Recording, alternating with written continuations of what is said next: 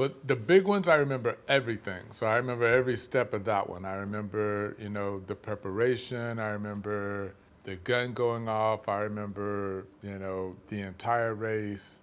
Yeah, I pretty much remember that whole race. My world record in the 200 meters in Atlanta, I wasn't actually focused on, okay, I'm going here to break a world record. But Seville, I was going there to break a world record. And I had been getting close for years. So it was one thing, really, that it was going to take, and that was the first 60 to 70 meters of the race was going to be the key. That was going to determine whether I was going to break the world record or not. My coach had been telling me, you have to get out from the gun, in the first 60 meters, as if you're running the 200 meters. I was scared to do that.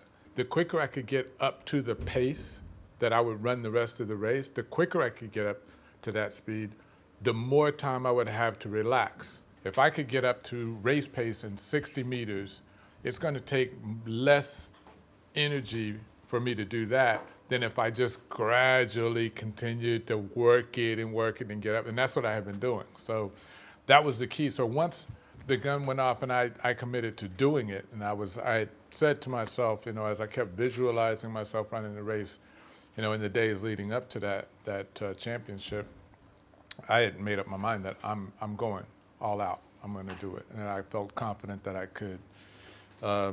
So in that race, once I got to 60, and I was, and I felt good about the pace. I felt good about the time it took me to get there. I knew then that I was on record pace.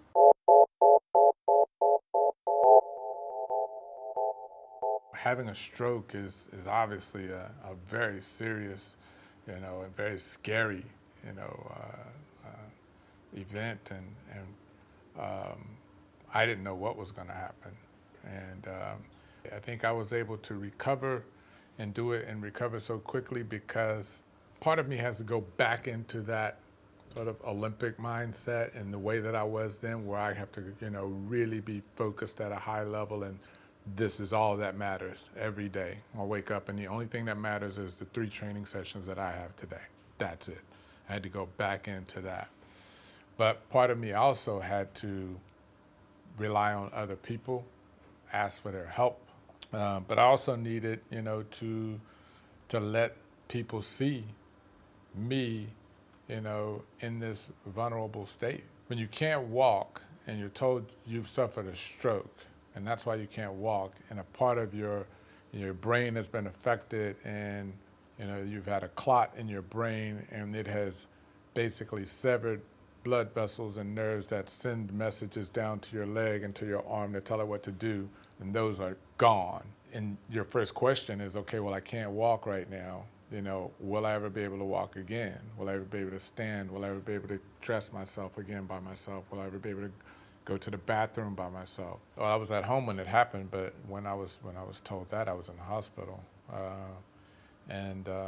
So my first reaction was I was very afraid. It was only a short time, the next day, I'm, laying there, can't get out of bed, and not knowing if this is going to be my future or not.